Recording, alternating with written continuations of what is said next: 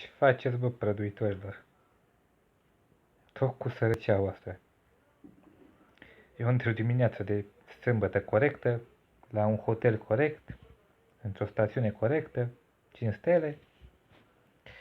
Na, ce să fac? Nu ca voi. Weekend petrecut la iarbă verde în spatele blocului, cu miros de mici. Nu toți au norocul vostru. Dacă vă dau norocul meu, o ia loteria razna.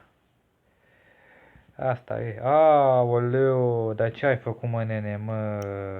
Eu filmez aici și ai mi s-a uns camera cu caviar. Scuzați-mă, pai. Da, mai bine așa, scuzați-mă, caviar, nu altceva. Pai, ce să vă zic și eu? Un weekend corect, corespunzător, de seară o clubăreală, gagici, ceva. Beau și eu o bere. Ciucaș ca voi, nu? Ca voi prăduitorii.